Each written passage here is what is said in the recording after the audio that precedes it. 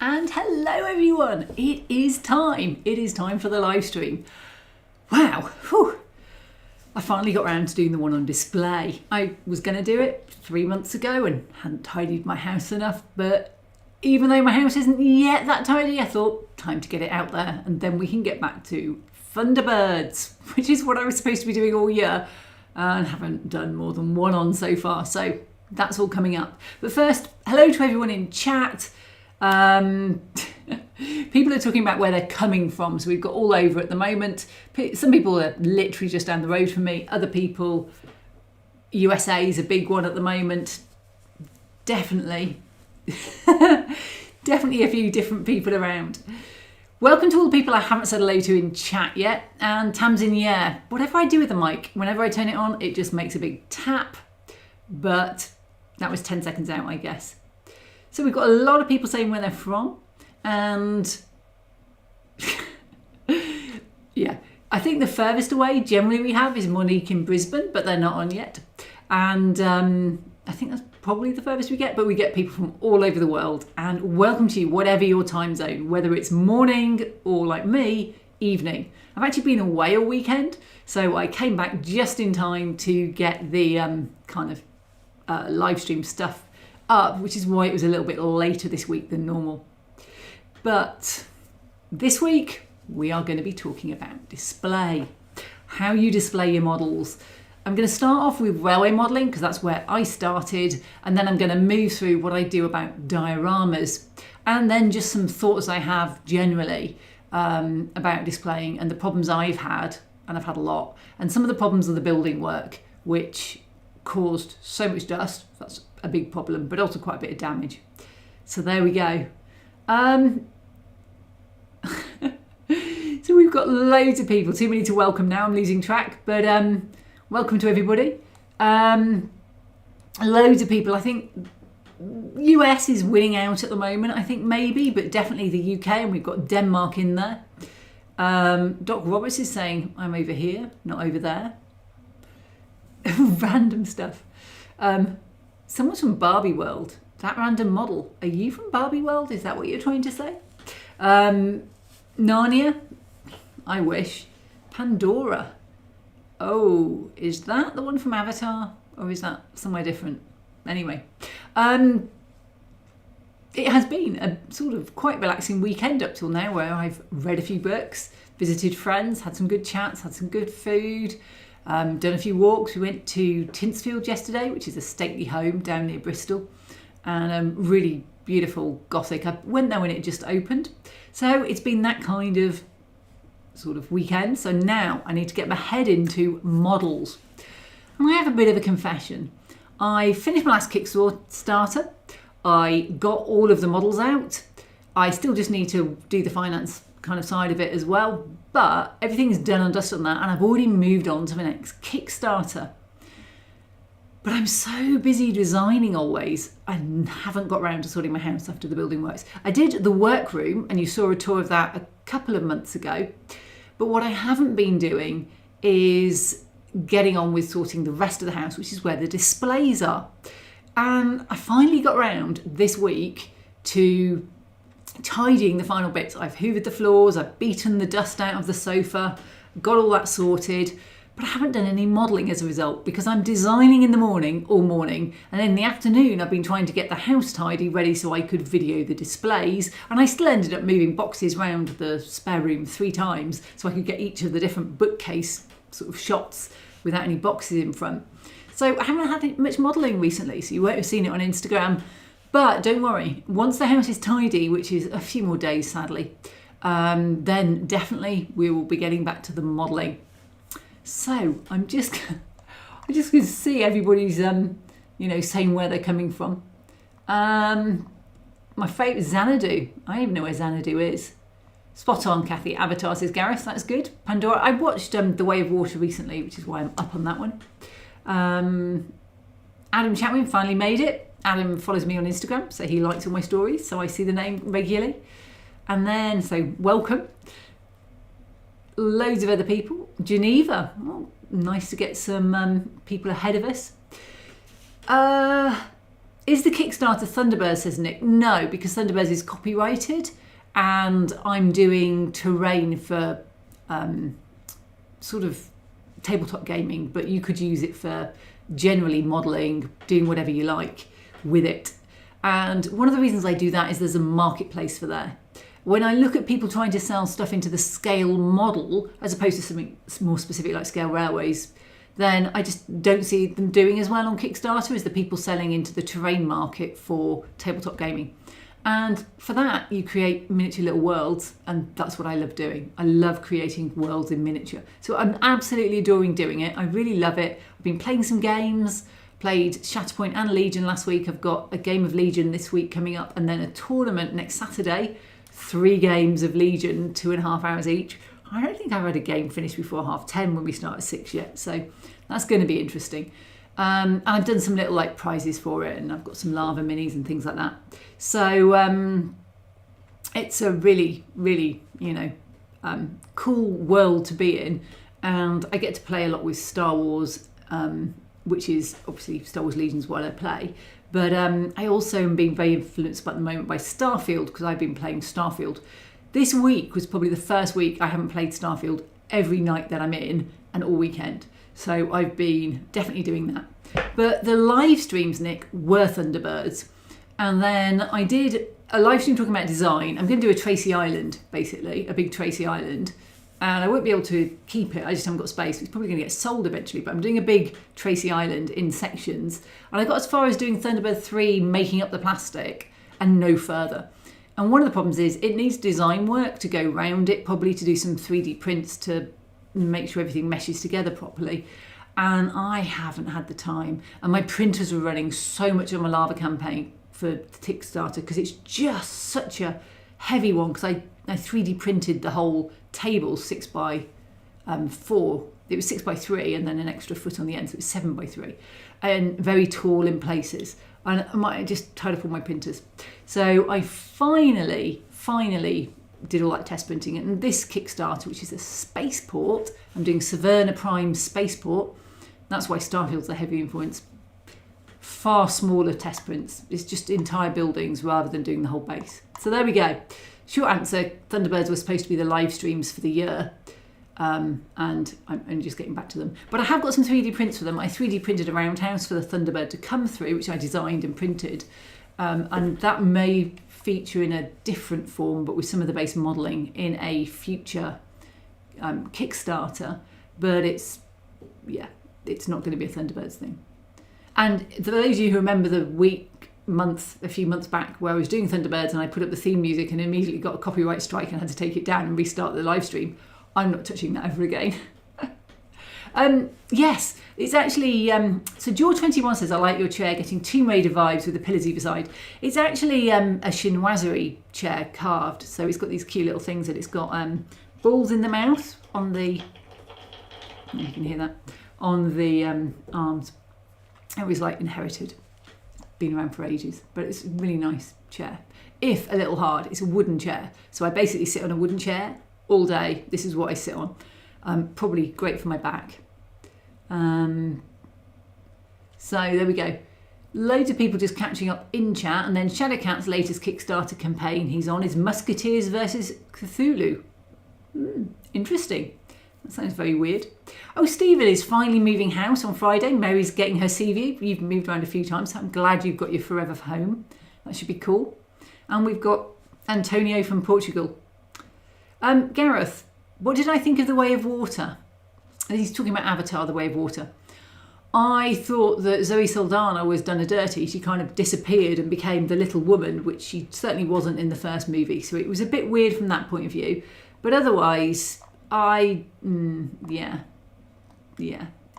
was okay. I enjoyed it, but I wasn't a huge Avatar fan. So there we go. Gareth, I'm in fact in Portsmouth, England, not as glamorous as Pandora. Yeah, but at least the natives aren't trying to kill you, so that's good. Hi, Tamzin. Tamzin, in Xanadu did Kubla Khan a pleasure dome decree? I'm just not sure where that is. I'm guessing it must be on the steps somewhere if it's Kubla Khan, but there we go. Hi, Tom. 1, 2 and Thunderbird 4 are my favourite. I love 2. I'm a huge 2 fan. 2 is definitely my favourite. Zandu equals Shangdu, the sum capital of China's Yuan dynasty. Tamsin, you are always a mine of useful information. A stately pleasure dome decree. People are getting very, very excited by their Kubla Khan. Stating the obvious is like TB5, but I'm weird or wired like that.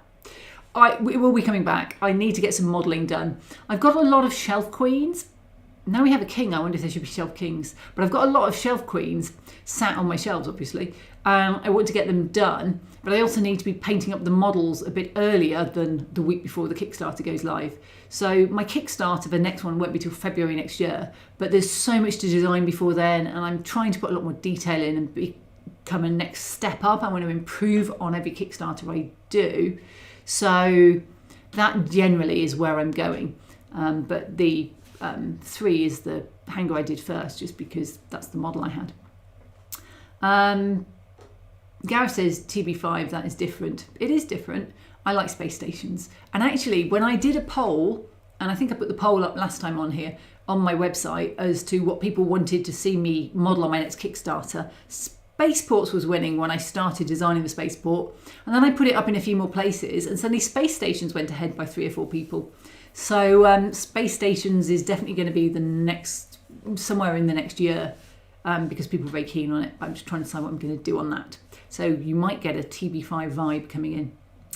Hi Tim, he made it back from Wales, which is probably quite an achievement in today's weather. I was driving up the M5 earlier and the whole other side was just down to 1 lane and then shut, which just looked horrendous. So I was glad I was going up the way I was going.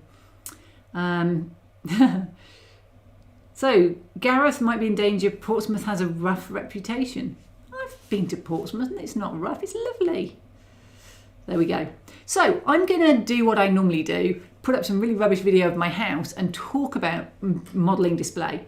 But I want this to be a discussion because I only have certain things and I don't have all the answers on display. I'm not really that impressed with the way I display some of the stuff. And there are a lot of issues that I have that I still need to address that I'm going to over the next year or so as I get round to it. And so I'm going to start with railways because I have a lot better grasp on what I wanted to do on railways. And it just, yeah. So anyway, we will go over to that. I'm going to go small and the movie's going to come up. So first up, I'm just probably going to run my old railway. Now, I understand exactly how I like to display railways because they're almost like a TV screen. They're very big and long, and I like to put black above and below, like in a theatre. I'm a huge fan of a theatre style of presentation. So you've got the black taking your eye away from everything. I've seen people use red. I've seen them use wood with a heavy grain, and I always struggle because my eye goes to that because it's brighter. So what I really like is putting up like black pelmet, black fascia, and lighting it so that it's beautifully lit behind that. But you can see, I mean, this was a work in progress. This was January 2020, which is the last time I'd done a video on it, I think. And this is all gone now, sadly, all gone. And so there's going to be quite a bit of video of just black. That's always the way I've liked it, and that's the way I wrote in my book. That's the way I have always presented my railways. If you look at Port de Norwich, which was my most recent railway, it's in a black surround. And actually, Tim, who's on tonight, he bought it. So, well, the Barla Lake bought it. But anyway, Tim has it, and it is going on display in Barla Lake. And he wanted me to put a plug out. It is at Worley in a couple of weekends. So if you want to see Port de Norwich, it's going to be at Worley. Tim, did I get that right? So it's available there for you to go and look at. Tim's done some great little engineering adjustments to it to make things continuous running for shows and to do a really interesting way of making the back.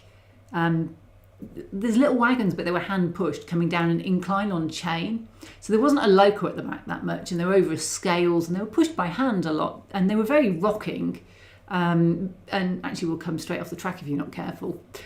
And so he's put them on a brass rod and they go in and out and they look really cool. So he's done some excellent work, which is far better than my engineering, as you can see from this shot under my railway. One of the reasons it went was this was just so hard to manage.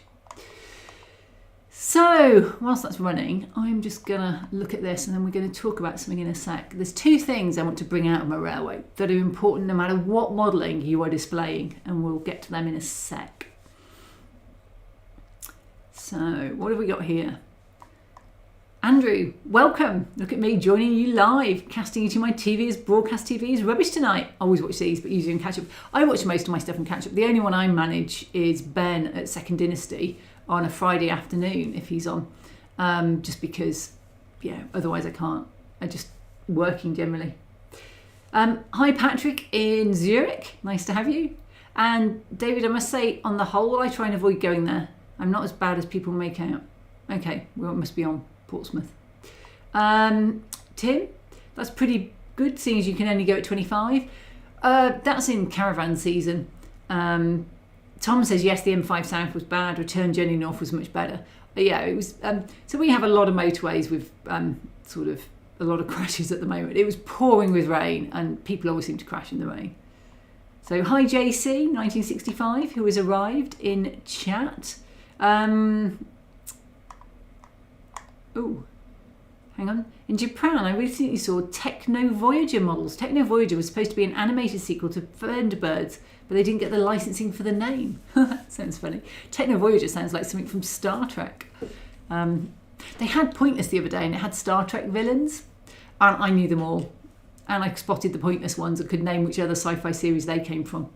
And I knew which was going to be the most obscure, and I could name which series they came from. I just thought, Kathy, you are too geeky.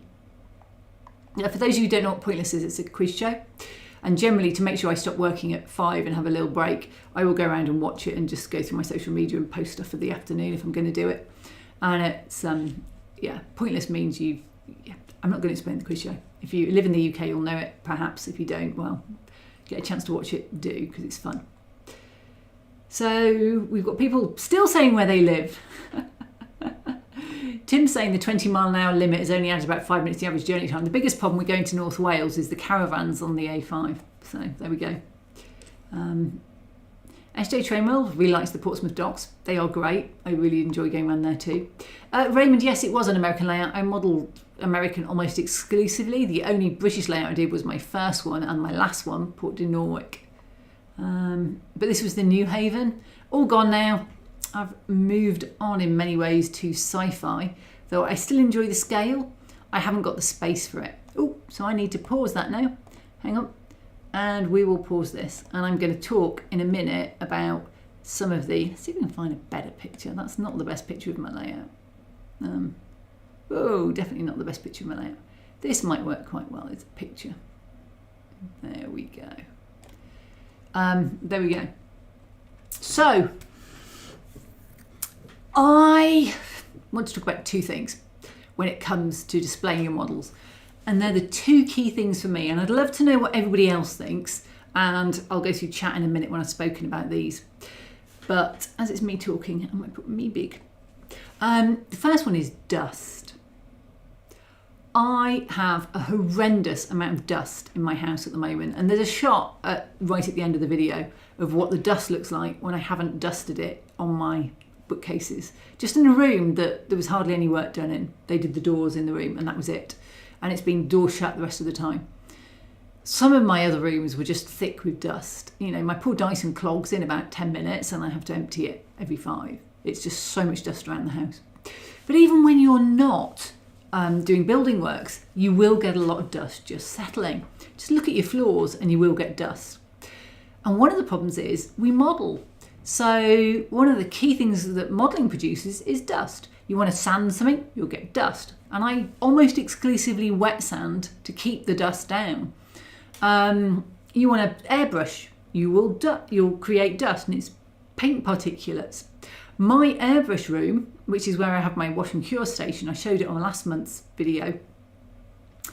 Absolutely, you can wipe your fingers off and get a sort of grey but coloured dust, which is made up of all the paint bits that come out. And I've got a huge amount of filtration running and vent stuff all running, and the amount of dust they suck out is not enough to get it all out in the atmosphere. On top of that, the other thing that really creates dust is any sort of fine dust that you use in modelling. Tile grout, I love it, very dusty. Snow, I mean, that is so fine. I end up with a hacking cough if I don't wear a mask. And then just plaster dust, things like that. So if you're not careful, you can create a lot of dust. And I noticed that a lot of people have displays in the room they model in. And if you're doing something like Gundam and you're just doing a little bit and it's small, I can imagine that would work. If you're doing bigger scenery projects, I struggle because just the amount of dust I create with that is not great. So although I have display units, which we'll see later, in my workroom, they've generally got work in progress or painted items that can be dusted. They don't have items that have delicate finishes or final dioramas, except for my ones that are too big to go elsewhere. But again, those are actually the ones I can dust. So I try and keep display out of that room, out of my workroom. And that's fine. I used to work in the kitchen, so again, my displays weren't ever in the room. I created the dusting. So I think that's a really important part. And I did a whole chapter of the book, which then went into an article on model railroad. I wrote a book on building realistic model railway scenery. And I did a whole bit on how to clean dusty old, in my case, a layout, but dioramas, whatever. And it's so difficult because once the dust is on there, for some things like snow, it becomes really hard to get off because you've got white pristine snow getting dust on it. So you have to be incredibly careful with your dioramas. My technique for cleaning dust off dioramas is using a hoover with a vacuum with a pair of tights, pantyhose for other parts of the world, pair of tights over the end, and sucking very gently, and using a brush if your dust is really bad, which it has got in my layout before now, a really fine blusher brush for me, because not used for blusher obviously, because you'd be putting red all over them, but a blusher brush to get it off. So, and then I use water and cotton buds and not anything too scratchy on my actual water areas, and I might go over them again with some gloss Mod Podge to gloss them back up because they get dull. They almost, like the dust, if it's humid at all, the dust almost seems to stick into that top gloss layer, which is normally an acrylic product. And then finally I will spray water over foliage and things just to damp the dust down into it sometimes, but respray maybe a bit of glue and maybe put a bit more foliage over the top. It's a really hard one. But dust, the best thing is to keep it out, not to get it off afterwards.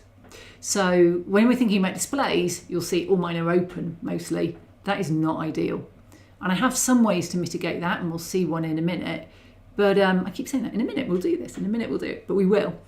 But dust is certainly best kept off. Now the best way to do that is to put something over. And I've got acrylic cases that go over some of my dioramas. Other dioramas I've got in a glass fronted cabinet.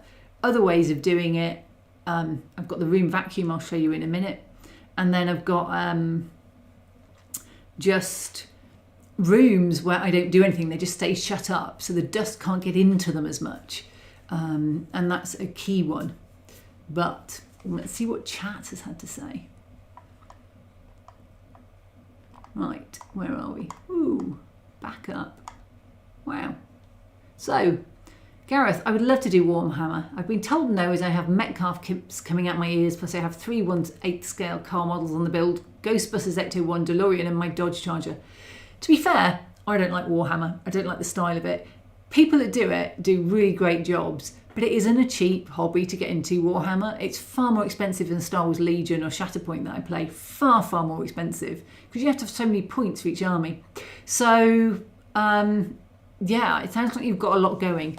I am trying not to buy anything more, unless I actually need it for my game, to, kind of get through my backlog. I've got kits as well, loads of kits.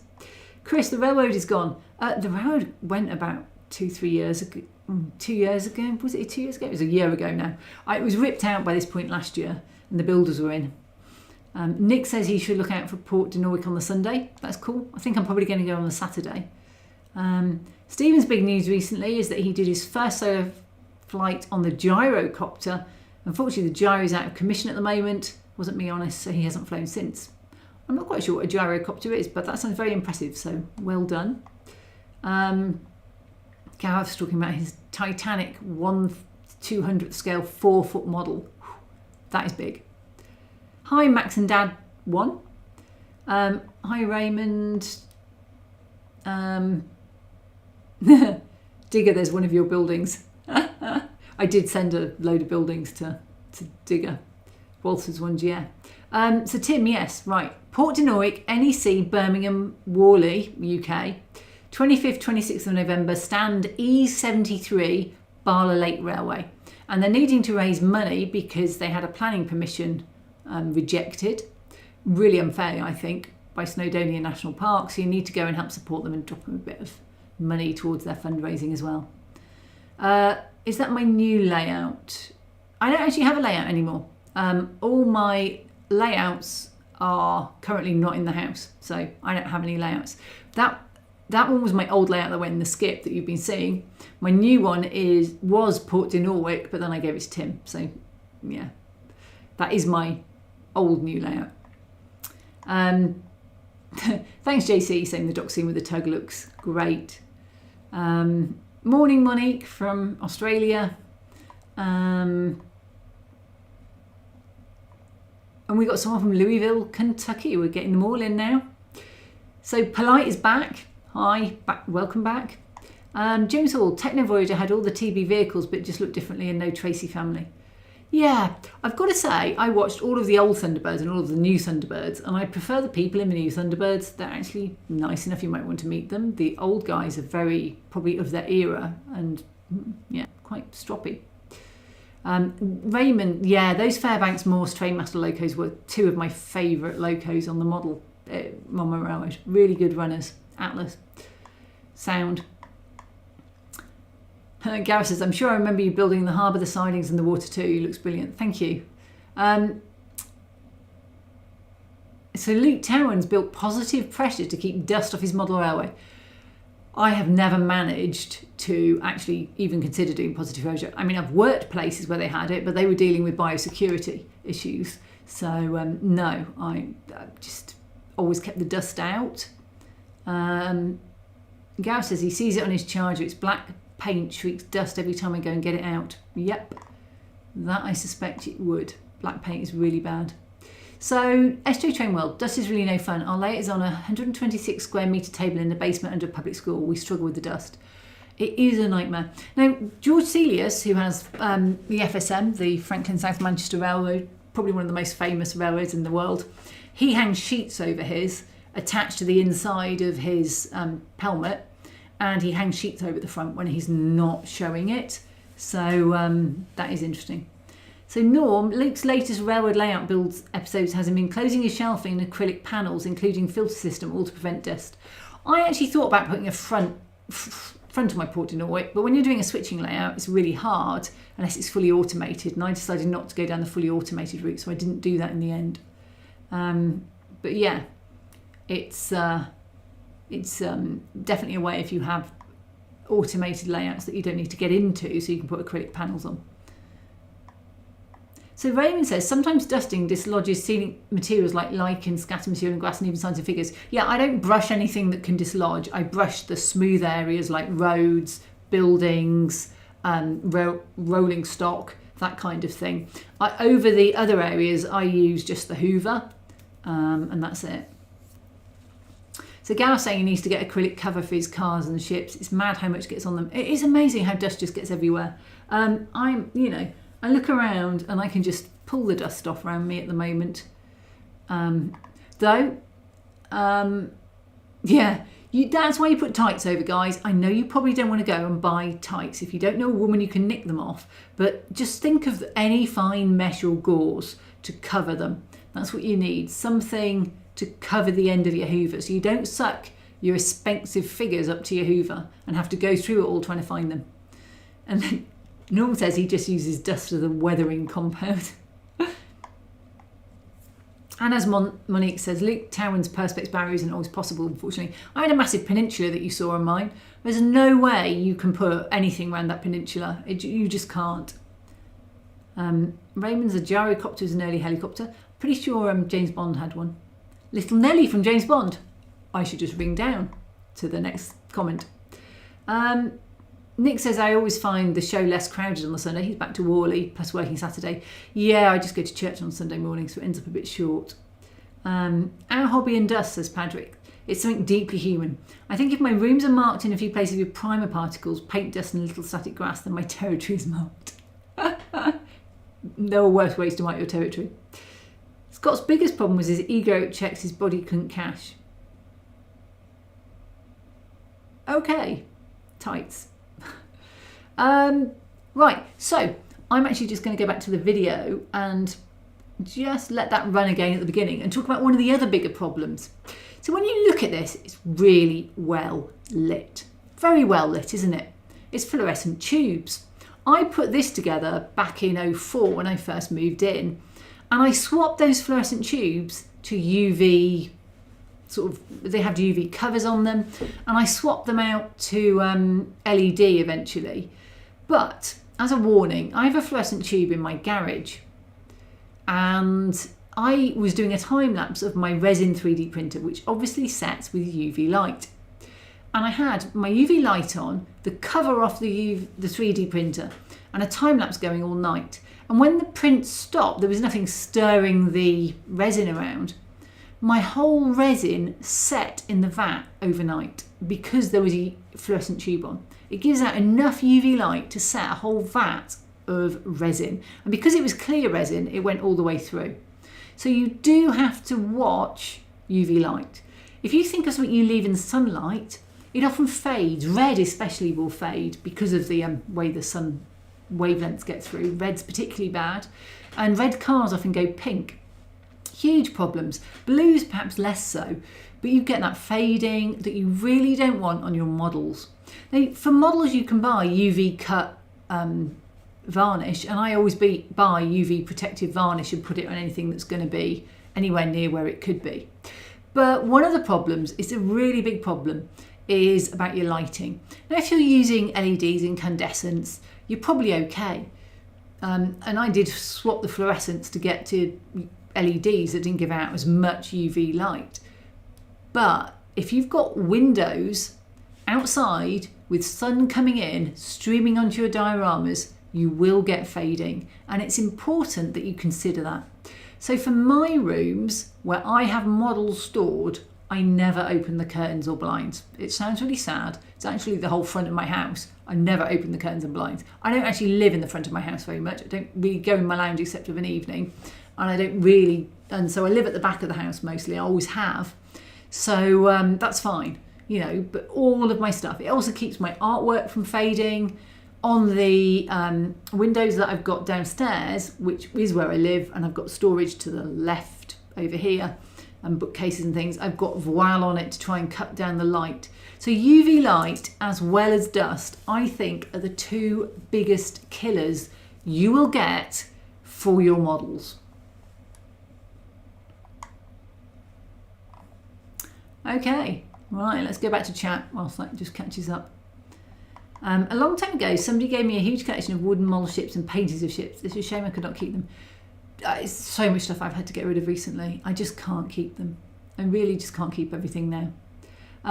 Monique says, in Monsville Railways, in a dry, hot environment like Australia, dust is a huge problem. I can imagine. We always think of Australia as dusty, if I'm honest. Luke's approach is the gold-plated one. Luke is generally gold-plated, though. His modelling is so top-notch. He always chooses the best possible option, I think, of everything. And your layouts are in your garage. Dust is a constant problem. Yeah, that I can imagine. So Stephen Cameron says, think Top Gun. Given he's flying a gyrocopter, I'm a little bit worried about, he's going to start calling himself Maverick and doing loop-the-loop and buzzing the tower.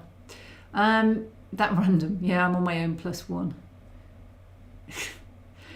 Gareth, the last model show I went to, myself and my lad met you, Kathy. It was Worley 2019. Can't believe it's been that long since I last went to one. Do you know, I have been to 2 or 3 in the last year, but it was such a long gap. I'll have to tile off that quote. Right, that random model, good to know. I've no issue buying tights for this purpose. I buy makeup sponges and brushes. You can always buy them on the internet, guys, if you're embarrassed. So Tim says, if you go to Worley, I'll be wearing a black Barlow Lake shirt and French beret. He's not joking about the French beret either. It's very easy to spot him. Fluorescent lights will fade just about everything. Yeah, I did swap mine out as soon as LED tubes became an option. But they are really a nightmare. Any layout I build will be about the size of the peninsula of that layout because I don't want to spend years building a 4 foot by 8 foot is fine.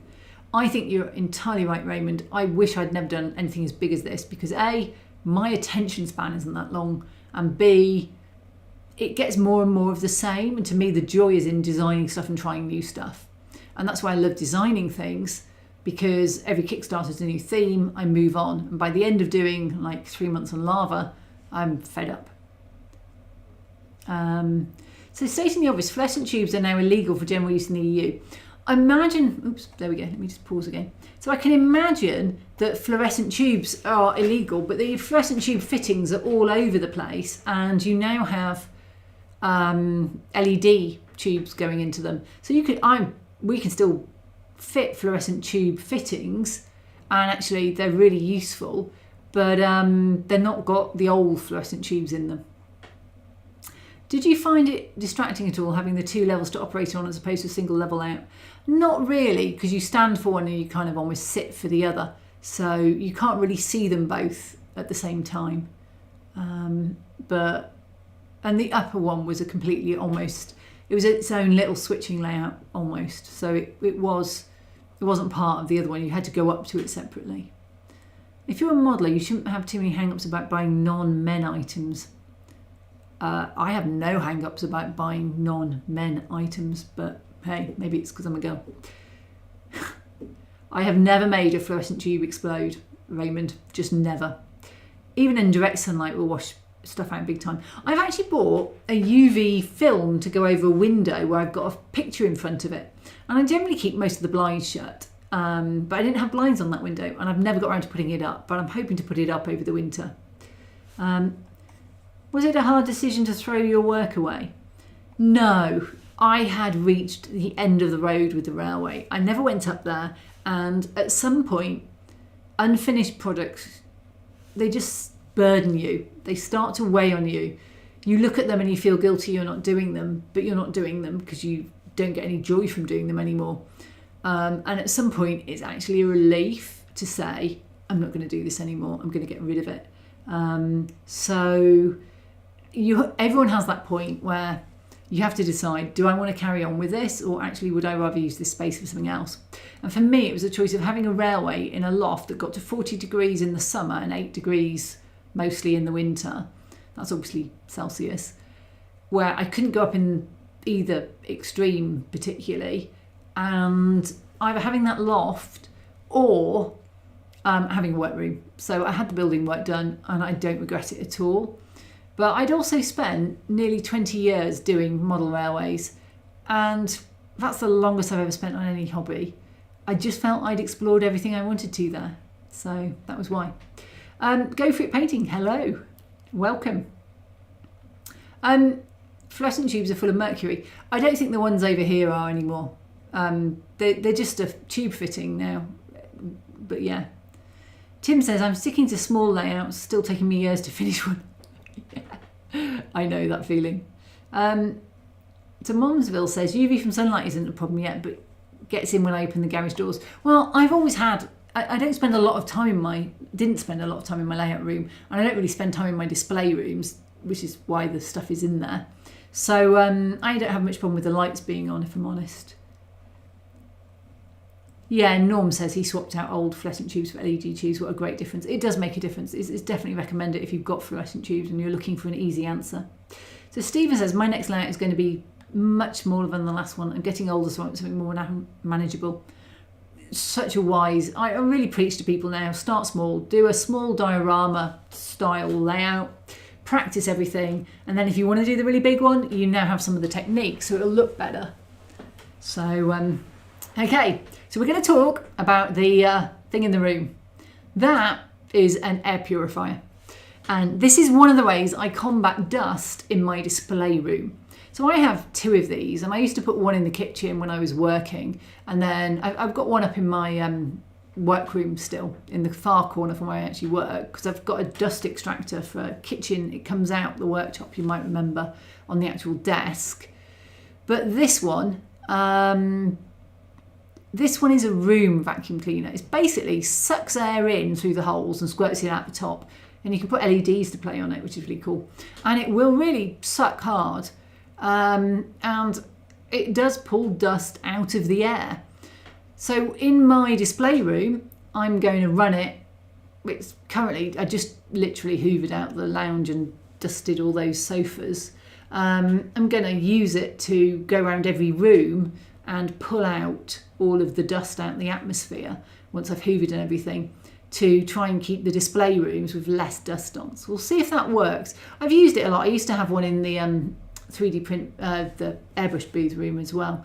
But, you know, they won't suck out organic filtrate or anything, but they'll go down to pollen level of size. So that's good. So there we go. Raymond's asking Stephen about his layout. Alexzilla, says Raymond. It is. It's not Alexa. It's not. You have to press a button. I can't talk to it. I don't like Alexa. I turned her off on all of my stuff. John New, I'm tempted with building something along the lines of the Fremo concept. Smaller scenic sections that can be swapped in and out between standard and scenic loops of filigree. That's still really cool. I would definitely do that next time if I was doing it. Something standard. James is just getting into HO modelling after being around it for my whole life. I've inherited a largely unfinished huge layout from my father who passed away last year. Sorry to hear about your father. And, you know, unfinished large huge layouts can be quite a burden. But hopefully it's just a kickstart for you and you'll be able to, you know, get going on it.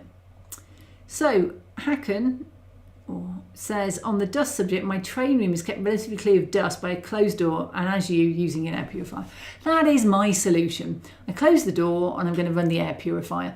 I've got 2 or 3 rooms that have displays in, one of which I sit in a lot, and it's this room, which still needs cleaning. You can see the boxes. They're actually boxes of dioramas to go upstairs. The shelves are still empty in places, but that is how I'm planning on keeping everything clear.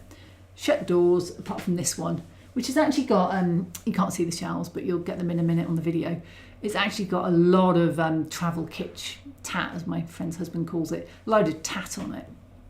But it's really, yeah, it's a really valid way of doing it, I think. Oh, Go For It Painting has reminded everybody to hit the like button. Thank you, Go For It, do. Tim has an air purifier as well, similar to Kathy's. Her purchase inspired mine. I tend to run it on low continuously. I tend to put it on a really high speed for about 8 hours and turn it off. But when it does that, it's like, so you do notice it. But it is, I'm putting it in rooms I'm not using a lot. So yeah, so there we go. So people are talking about the layouts. I'm going to just carry on and play this for a minute. This is my lounge. I've actually got plans to buy a Star Wars rug for in here, but I'm just trying to decide which one. So before we get any further, this was the first way I used to display my models. Now, this is a Billy bookcase, and this is actually a new Billy bookcase. It's white. It's a new couple of Billy bookcases, and you can see here that I've got some books, mostly, wow, that's blurry. Mostly art books on these shelves. There's a whole lot of Thunderbird annuals, some of the magazines that I've been in and things like that. Some Star Wars books at the top that I'm reading. They tend to go to my mum afterwards and she reads them. I'm just actually read Outbound Flight and I'm on the Queen, Padme Amidala Queen's trilogy. And really finished the Jedi Apprentice ones. But I'm on the Thrawn ones next. And I'm really enjoying the Thrawn ones. So there we go. But yeah, as you can see here, there's a Master Chief on his side. There's my little Jar Jar Binks little shrine there. Love Jar Jar. I won't hear a word said against him. How rude. But you can put models onto bookshelves like this. And if we look on you can see there's my lava ones. Oops. There's a few little models on there. So just open bookshelves. Not ideal, mostly probably for books. And on this side, I've got that's for future cosplay. It's a mannequin's dummy. And you can see I've got, actually my Legion tends to store on this side. And I've got some dioramas here.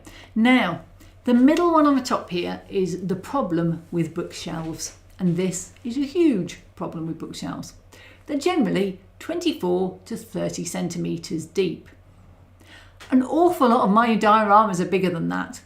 This is the remains of the, that one in the middle on the back, is the remains of the one from Jurassic Park. The Jurassic Park one did not survive the building works. And actually I had him here on this particular diorama here, and thankfully it's a carpet underneath, and he fell off and smashed into 3 places. So I've put him back together and touched up the smashed lines, and it went okay.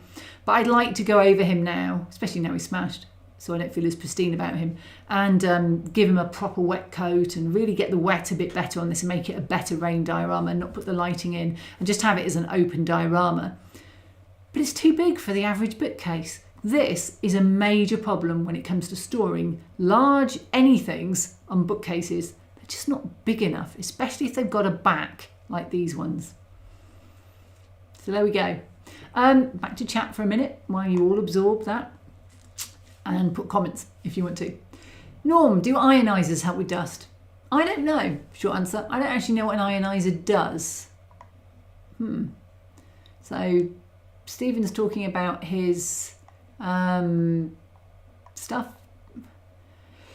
Right, Monsville. My garage is not sealed to the outside, so an air purifier wouldn't work here, sadly. That is sad, but you might be able to put a extractor fan just to take air out, as long as you're not sucking in bad air. Okay. Wow, we've got a lot of people talking about the layouts. Is that the dreaded Star Wars character? It is. I love Jar Jar. I went out of my way to buy quite a lot of kitschy Jar Jar stuff, but Jar Jar Binks, how rude. I loved him. I don't know why people hated him. And the hate mail they sent to Ahmed Best, the actor, just guys, if you're a Star Wars fan and you're sending someone hate mail, rethink your fandom, please. Someone's got to love him. Actually, now there's quite a bit of, people are feeling they can say they love him years later. But I bought all that at the time the Phantom Menace came out. I really did. I haven't bought anything in years. But I do like him. I've got a Darth Jar Jar, a Darth Binks little model as well. But yeah. Jaw 21, the T-Rex rolling over laughing. He does look like it, doesn't he? Tickle his tongue occasionally. That gets him laughing even more. Yeah, the car's actually stuck in the mud, so I can't get it out. So he just has to lie there. I will eventually glue him in this time. I've got him on magnets, but obviously they've failed. So he's just going to lie there till I get around to fixing it. And it'll be a video on, redoing old dioramas or something. So there we go. So that is one option, bookcases. One of the problems is I've got a load of really tall dioramas which won't fit in an average bookcase, but you can see here I can get quite a few on. And then I have an overflow. All 3 of these will not fit on a standard bookcase. We've got my recent Transport Delta. Oops, let me just go back then. So we've got my recent Transport Delta. So that's a Saverna spaceport landing pad. We've got the After the Battle LAT, which is a Clone Wars LAT, it's a DFD model. And it's not finished at the front because I'm going to do an ATTE, which is the kind of walkie thing from the Clone Wars. Not like an AT-AT, they've got 3 legs on each side. They look more like a reptile or something. I really love them. So that's going to be there. And this is the Siege of Mandalore, so all the people are going to go in. And then we've got the Transport Delta, which was the ship I just did. And I called it the Millennium Falcon sister ship. And I love this ship, but boy, it is big. It's really big. So this is on a kitchen worktop, which is 60 centimetres deep, which is actually a much better size for dioramas. But bookcases don't come in that size. And it's really hard to find big 60 centimetre deep display cabinets. It really is. Even your kitchen ones are often done at the thinner wall cabinet size, which is only 30 centimetres or so. So it becomes really hard. What do I do with all these big dioramas? Where do I put them? I just don't have anywhere in my house I can put that Transport Delta, which is a bit of a problem because I've got it now. So there we go. So that's a problem I still have to solve because they can't live in my workroom forever. But up in my workroom, I do have this. It was originally graphite, sort of a metallic colour, but it's got glass shelves. So I spray painted it white to go with the white workroom. And the glass shelves are really great for certain things, but these are all like work in progress. That's the roundhouse from Thunderbirds. These are my old, what Whoops, let me get back. Those were my old Kickstarters. So you can see it's got just work in progress stuff rather than anything else. Just because it's going to get dusty, it's up in a workroom. I don't want to put finished models there or anything I can't dust. Realistically, I love glass shelves. They will show the dust more and they do look great. But they're best when you're lighting it, and we're going to talk about that in a minute. First up though, when we're looking at displays, the actual shelves that I bought to display on rather than bookcases, and those white bookcases I did buy to put display on as well. This is my set of display shelves, and the dioramas are just shoved on here at the moment. I haven't sorted them yet. We've got things like the Type S, we've got some snowy ones with, actually you can see there's perspex over a couple of them. We've got the 2 Clone Wars ones, which are my sort of favourites. And up at the top, we've got 2 ones that I absolutely adore. My Mandalorian, still love it, and my Halo one. The problem is, they look quite dark. Now this is just a normal light with a, you know, one of those sort of shaped round, they're kind of like cone shaped lampshade on it. So it's not sending any light in that direction.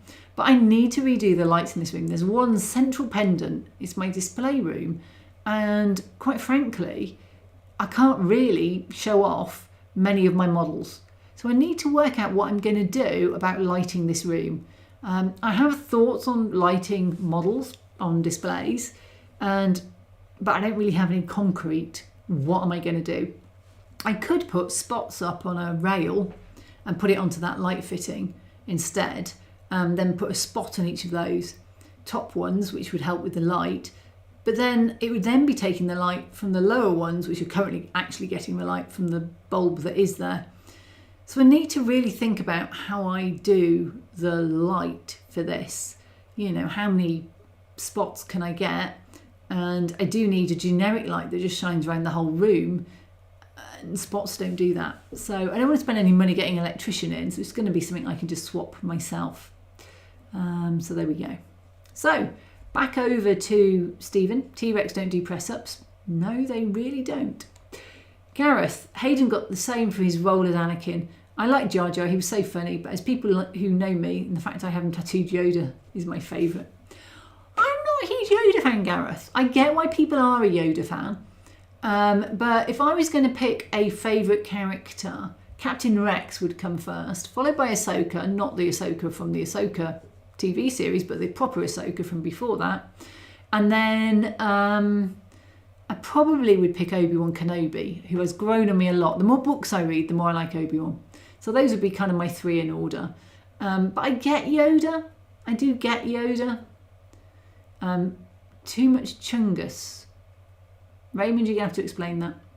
Those wire mesh tubular freestanding shelving units, those used in restaurants are cool for storing things. They come in all different sizes and go together easily. I don't actually... I know what you mean, but I don't know where I'd get them in this country. And actually getting hold of them. This, I only wanted one of these. There's a story behind these 2 units that are up now. They're asymmetrical, and I wanted them because if you look at them, there's height to some of the areas. Some of the sort of, you can get taller dioramas in. And some of my dioramas are vertical and I need a lot of height. So I bought these because they have small ones and tall ones, which means a lot to me. And I bought one. And it came and it's welded in the middle, and it has sort of, you know, the tapping wasn't right, so I couldn't get one of the screws in, and one of the welds had broken. So I was like, okay, this isn't good. So I said, I want to return it. And then I went and bought the graphite and glass one from IKEA that's upstairs in my workroom. So I had that one. I said, I just want to return this. It didn't work, wasn't happy with the quality, I want to return it. And they came back and said, we don't want it returned. We want you to have another one, and we'll send you another one instead. I'm like, do you not want it? And it's so heavy, it weighs a ton. It's all chipboard covered with laminate and solid metal. You know, it's obviously tubes, but really quite solid. And they wouldn't have it back. I was like, I just want to return it. I don't want a new one. And they insisted. So in the end, I had a new one, which is now the other one. So I ended up epoxying the broken weld and retapping the metal where the thing went in. So, and I ended up with 2 of them. but I only had one, and they used to be in another room, and there wasn't room for them. You could barely get through the door because of these. And then I had the glass one that was in here, but I didn't have anywhere for it to go. So when the workroom came, the glass one went up there, the sort of now white in glass, and these two came in here. And thankfully there's still enough room to clear the Mando, which sits on top of that one. But yeah, so I didn't want two of them. But now I have, I'm quite happy. There we go. Nice, Stephen. So people are still talking about Stephen's layout. Sounds like a good one, Stephen. So Gareth is saying he lives in a terrace house. Yeah, I'm in a semi, so it's not a big house. But IKEA Ivar comes in 50 centimetres. My apartment is full of them. Oh, that's good to know. 50 centimetres. There we go. IKEA, the world over. Anybody can get an IKEA. And the Ivar is 50 centimetres. That is a good thing because you'll get 50 centimetres in. I actually want a sort of more... I've got a quilt hanging on the wall, a quilt I made for my trip to the US. So it's like 6 states of the US. And beneath it at the moment is just 15 or 20 fold flat crates sort of stacked on top of each other with a throw over them.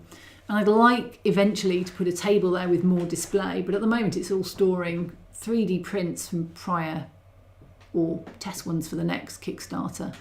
And kits, just loads of kits. And my understairs cupboard is full of kits. So I need to, I'm actually selling some of the ones in the understairs cupboard. They're like Gundam kits. And then I'm going to do sort of, yeah, just having a sort out and getting rid of some more stuff. There we go, just too much stuff. It actually is a real cancer almost, but there we go. T-Rex having belly tickles. I'll never be able to watch Jurassic Park again in the same night. I'm sure they love them. I'm sure they do. I'm sure Mummy gives baby T-Rex a belly rub. Adam Savage just did a video on adding lighting to a large bookshelf, says Monzel. I think I saw that pop up, but what I was finding was I was watching YouTube videos like Adam Savage, because I do like watching him, just listening to him talk. And I watched all of the Frontier, which was a ship from Starfield that he did and all that. But I wasn't getting any work done because I'd be watching the video. So I've moved on all back to audiobooks. So I've actually been listening to a few Clone Wars books recently. And yeah, so I'm struggling. And then I just run out of time to watch YouTube. But yeah, which is why I haven't watched the Facing Luke one. Raymond Legs, IKEA and cardboard and Mason-like paper furniture. Yep, IKEA, definitely. So Patrick also has the Ivar. They are super. That's great. That's really great. It's always good to get a recommendation because I tried the Kallax, which loads of people like. It's the square one. I didn't buy one, but I tried it with my dioramas just mentally to see what would fit and measuring them. And most of them wouldn't fit in one. They're either too big, they're too deep. And you're like, so you end up buying this cube effect, which looks visually great, but nothing fits in it that I have. My downstairs ones here were all done around existing dioramas, so that actually some of my taller dioramas just fit in there deliberately. So there we go. Another way to display things are slot wall panels, says Norm. These are used in retail stores. You can just slot shelves in any way you want. The panels are attached to your walls. I didn't want to drill holes in my walls, which are only plasterboard anyway, which is why I haven't done anything like that. And actually the Billy bookcases have got adjustable shelves, so I find that really useful. Stephen Cameron is confessing that when he was 16 he tried to grow a big dark light and moustache and failed miserably. I don't know what that is. So Chungus is a meme featuring a chunky version of Bugs Bunny, typically captured Big Chungus, says Raymond. It began as a gaming joke that spread online as a slang term for anything adorably chunky. Oh, right, I'm with you. And David, a little bit behind there, David. You've been beaten to the punch, but Adam Savage did some nice LED lit deep shelves only 8 days ago. Basic shelves of LED lighting. Yeah, I did see it pop up. What is the diorama's second row on the right? Is that second row from the top or from the bottom? So let's go through. Right, starting on the bottom shelf. I can't even see what's on the left-hand one myself. I'm in the way. Hang on, let's move me. Oh, I moved that. It's just a series of small dioramas. This is a test, one of the first ever waterfalls I did. This is the tree for all seasons. It's 4-season tree. It rotates with the, I stood on this so I had to move it off the ground. My flipper, which is loads of electronics, a Fowler Funfair. Those are the bottom, next to them, the right, so we're on the bottom row still going left to right, are the 2 Gladiator mechs that I did. On the next row up, on the left, there's the Halo quad bike, it's effectively, and I'm struggling to think what the Halo name for it is, someone will write it. Water splash diorama, a couple of snow ones, and a waterfall I did years ago, like one of my earliest ever waters, and then the finale of the Clone Wars, all of the graves. Some of these have been knocked over and I need to put them back in, but from the Clone Wars series, one of my favourite moments in Clone Wars. Not my favourite moment in Clone Wars, but one of my favourite. I just think it's the best Star Wars ever. And then the middle next shelf up on the left, there's some of the Wegos that I'd painted for weathering practice on a Japanese little mini city, kind of like a Lego thing. There's a Knock Advent Calendar one that I did for them. So that's a snow diorama using all Knock products. There's my Type S from Second Dynasty, which is a resin 115mm one. Let's go up. Oops, we're still going down. And then we've got on the left is just I did these 3 dioramas on the left at the bottom left, just above my head, for the Great Model Railway Challenge, but they decided not to use that. And then on the right is the end of the Clone Wars, the other half of the one below, but I can't get them next to each other, and that's Darth Vader picking up the lightsaber. We've got a few more snow dioramas. We've got the Rainy Day diorama. We've got Lava Lara, so that's Lara and the Temple of Ixcumene.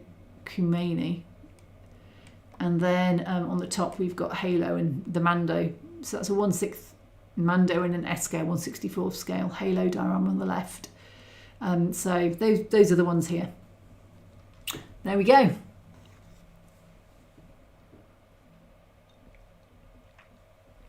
So I hope I answered the second row on the right.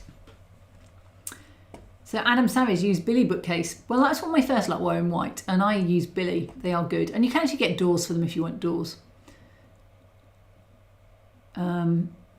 I don't remember the big scene from episode 4 from Tatooine, so I'm going to have to go and look for deleted scenes after this.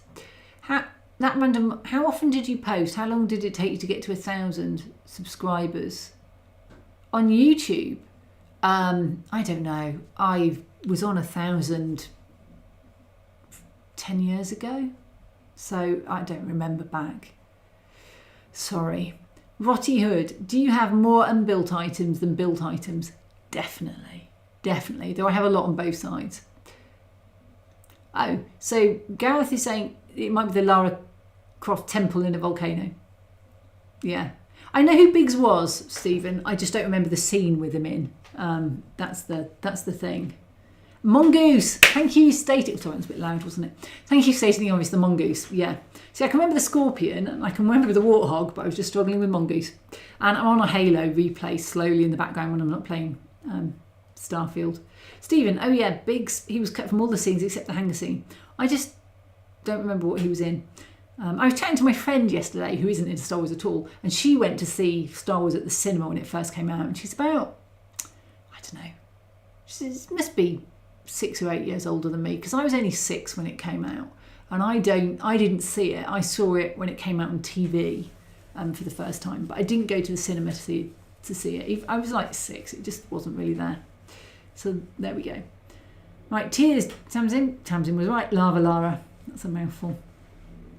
Biggs gets blown up in the attack on the Death Star with a couple of shooting stars. Biggs. Bless. Yep. Right, so back to the talking about displaying. So these are my display options. I'm not hugely impressed with them in many ways, but I do keep the door in this room shut, and I put the air purifier in. This is my main display room. So that kind of sorts it all. Carpet will absorb a bit of dust, but it also keeps a bit of dust. So I'm undecided whether a wooden floor is better.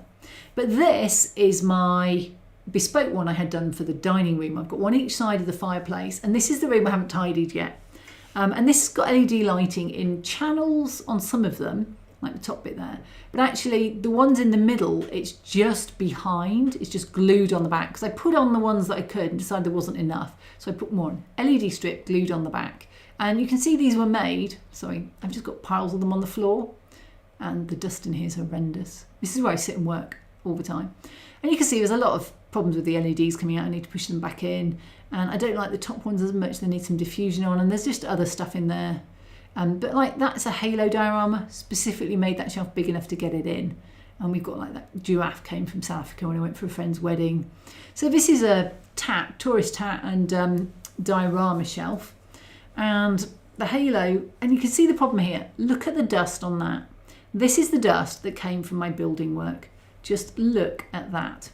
That is what happens if you do not protect your work. And that could be on your diorama. And that is what we're all trying to avoid.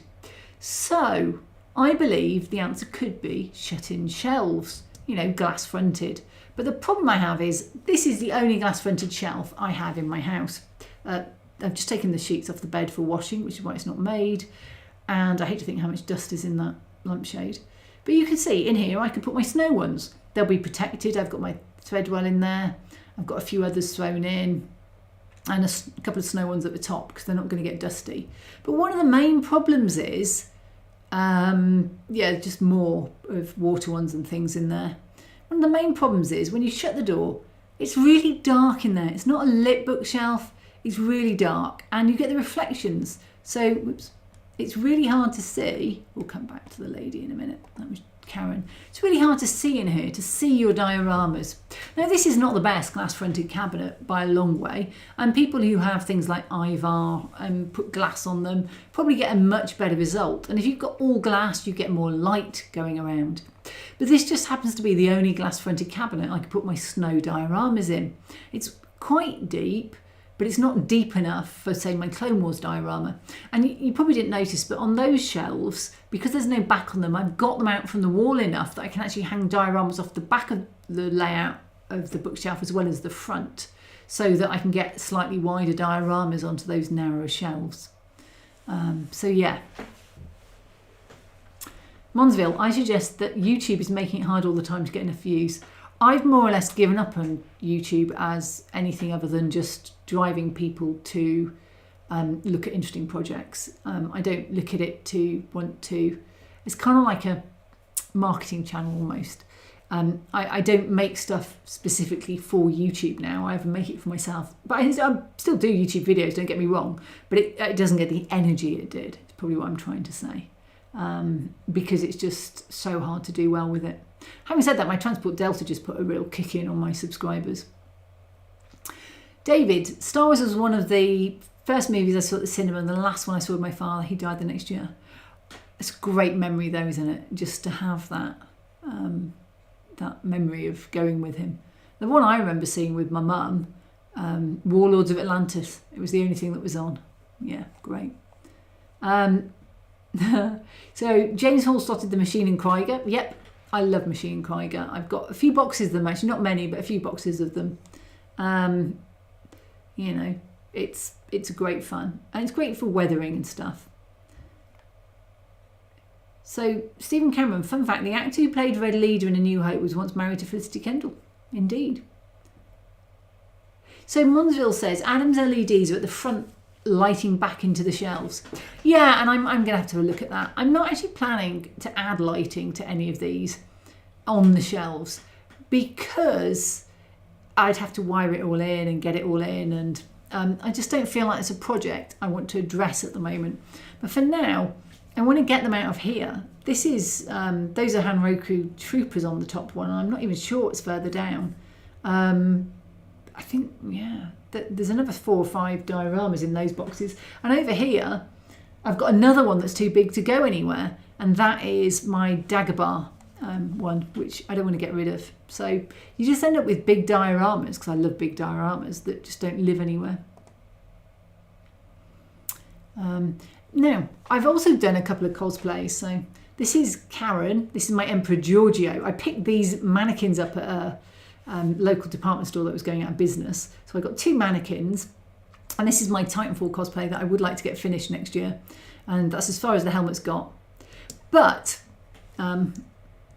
oops, no, it doesn't do it quite as I thought it might. Let's go to there.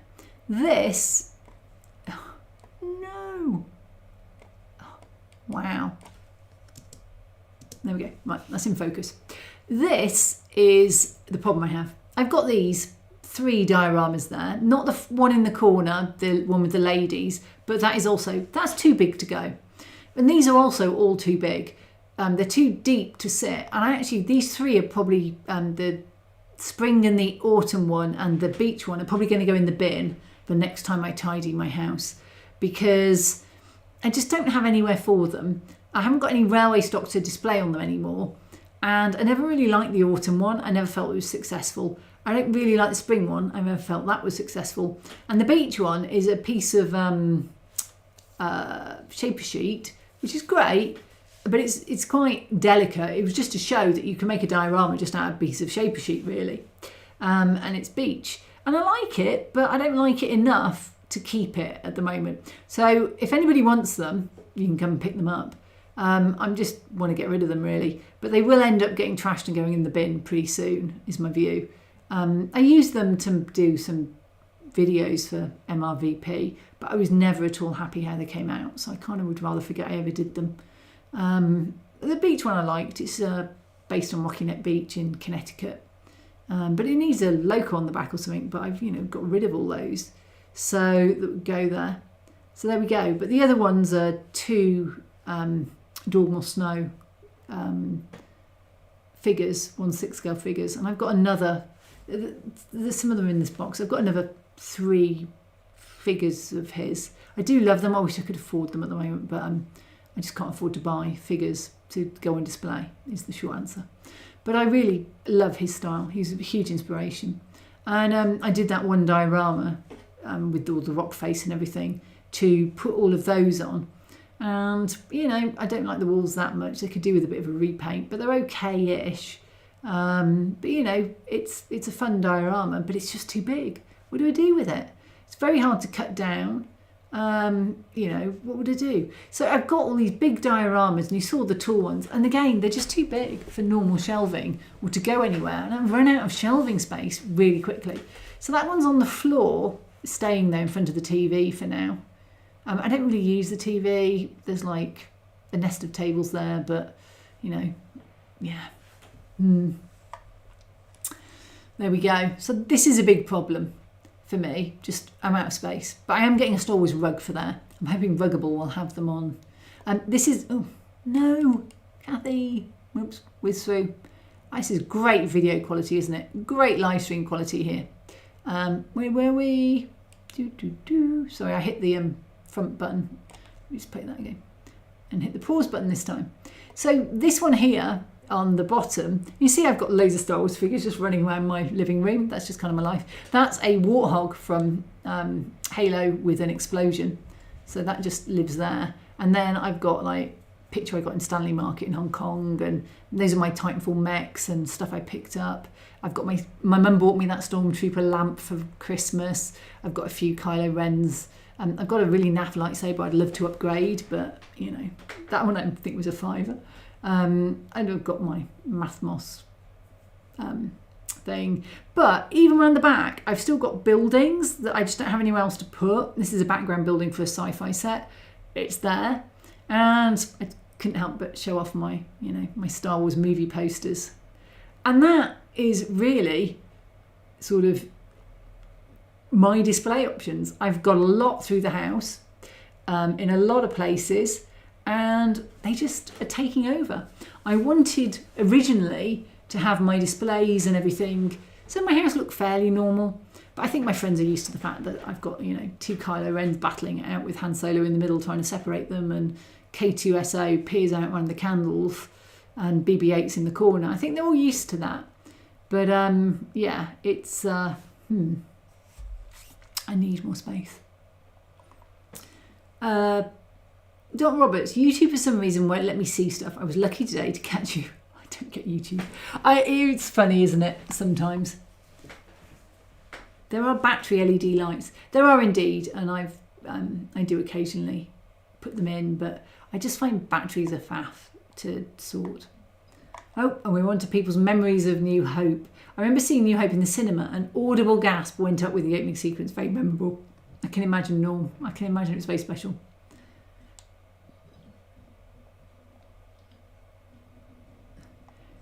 loads of, oh wow, there we go. People would love them. Yeah, but you have to get over here to get them. Actually, if you're coming to Worley, then I'm literally 5 minutes, well, with all the roadworks that are going on at the moment, 10 minutes from the NEC. James, I don't think a 15-foot by 35-foot layout is a diorama, I'm afraid. Just track, yeah. That's a huge ask you've got there. So Monique says, hard to pick up from Australia. Cost a fortune. Yeah, and they're not that great. They're not my best ones. The fireplace came from my uncle. He had an Edwardian villa, and that was out in his garage. It was from my mum's old room, so I had it put in and got the gas fire put in. It's a pity that display project in London didn't happen. You could have had a room set aside to display your dioramas. It would have been a real cow puller. It is happening. I just decided I didn't want to be creative director of it. I decided I didn't want to be abroad. My mum's been ill. My sister's handicapped. You know, she's moving into a new flat. I just didn't want to be away out the country when things were happening. And so, you know, and I don't think my dioramas are that great. You know, I wouldn't put them in a show. Love the Titans. I would love a company to the Jaegers from Pacific Rim. Gypsy Danger would be brilliant. I actually have a Gypsy Danger upstairs in a box that was I would say it was a Bandai kit. It was a Bandai kit, I think, but it might not have been.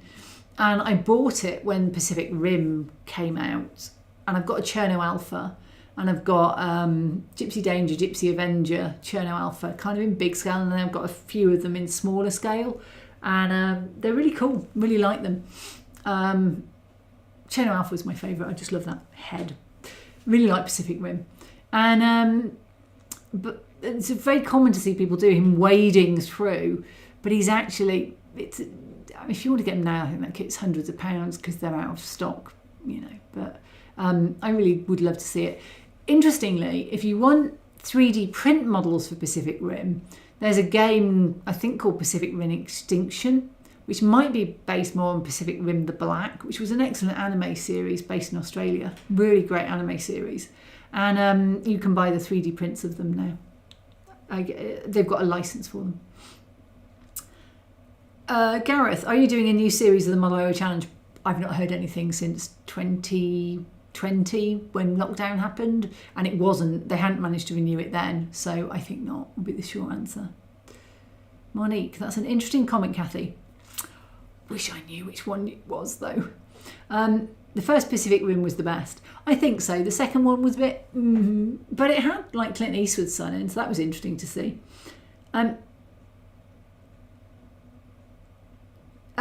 So JC, if I pay for the posting and package for the Arch Girder Bridge with the beach by post, would that be okay? I shipped one diorama abroad and it took me almost a day to package it and it didn't arrive in great condition, even with all the care. So I would say that they don't ship. They just don't ship well. They weren't built for shipping. They may ship, but it depends where you are. And actually the biggest problem I had was finding a box big enough. They don't make boxes that big. So you end up having to put boxes together. So I ended up putting 3 boxes together to get one big enough for the last one. So actually, the reason I'm not doing posting and packaging, they're not made for posting, and they're just not robust enough to ship, and that's the trouble. But, you know, let me know. Drop me a line on social media or something and let me know where you are and what you think, because it's a pain. Yeah, it's just a pain. Shipping dioramas that size, the cost on them is ridiculous. It was £100. It was about £150 to ship to the US for the last one, and it was, yeah, he was happy. Belfast, yeah, I don't know what that would be like. It's really just the size of them is too big, and they wouldn't actually weigh that much. But we can have a chat. Let me know just how long it takes to get them shipped and whatevered out the way. You know, it wasn't just as I thought it was really simple, and then I hadn't added into the shipping the weight of all the packaging. The fight scene. So we're on everyone's agreeing the first Pacific Rim was the best, and it was an original concept which made it really good. I've got the concept books for them. They're really cool. They've got like little bits that fold out and stuff in them. The fight scene with Gypsy 2 kaijus using a ship as a weapon, amazing. Yep. Hi GMRC, Valerie, nice to see you. Welcome along. Oh, could you tell me where you get those foldable bins that are behind you? Those fold flat crates, like everywhere. Everywhere sells them. B&Q, all the DIY shops, Amazon, just they are the standard fold flat crates for the UK. There's just like hundreds of different sorts of them. And you can see I've got these over the years, different colours. Some of them are really old, some of them are really new. I tend to buy the silver and black ones now. I think most of my more newer ones came from, the dealer and I swapped boxes, but I've got rid of a lot of them. Doc Roberts says it cost him $80 just to send 4 dozen cookies to a friend in the UK. Yeah. Raymond's trying to get into discussing the 2014 American Godzilla was much better than the 1998 one. To be honest, the one with Matthew Broderick, I was a bit like, the Americans just missed the point of Godzilla, which was that Godzilla strides in, destroys everything, and strides out, and man can't stop him. You know, really? You had them to kill Godzilla. I was like, do you know nothing? Man can't kill Godzilla. That is the point of Godzilla. Still, don't get me onto that. So Godzilla fans, Norm says, get ready for -1. New film coming out, an Apple TV Godzilla series Legacy out at the end of this month. Wow. That's interesting. I don't know. I haven't followed the Godzilla. It's not my favourite. I used to watch the little cartoon with Godzuki as well when I was younger, and I love that. But some of the movies leave me a bit cold. I've watched them all though, I think. And I started to watch a couple of the Netflix versions. I watched one, it was okay, and I gave up on the other one. James Hall says he's never seen them in the US. You might find them on Amazon or somewhere. Just look for foldable crates or something. They are really useful because they fold down to about that thick. So I use them all the time. I've actually almost used them all up or given them all away now with stuff in them. So I just need these last few to store the last of my stuff. They do warp over time if you put really heavy stuff in. They're quite thin and delicate, but yeah. James, it wasn't the Americans, it was those specific filmmakers that are horrible. Yeah, it was just, you're not getting the point of Godzilla. One of my favourite movies when I was a kid was, is it Gorgo? Something like that. And it's black and white, and they find this little Godzilla like type creature out on an island, and they bring it back and they put it in a circus, and then Mummy comes for it, and Mummy is much bigger. That was quite a good movie. And Mummy wins. She just comes in, gets baby, and strides back out to sea, as you do. So I've been talking a lot about display, and I just want to wrap that up. I haven't got all the answers on display yet. I'm still working on it, and I might come back and revisit some of it over the next few months. The biggest problem I have is dust, and we've talked about that. You can cover things, you can put glass fronts on, you can put air purifiers in your room, make sure you hoover well to get rid of dust, keep dust down with the activities, keep your activities which are dust making out of rooms where you're storing stuff, keep the doors shut, keep the light off where possible. There's loads of things you can do to help with your storage. But actually what I haven't spoken about, and I'd like to just touch a bit, is the aesthetic way of storing. So one of the problems I have is the more stuff you have, the more you put on a shelf.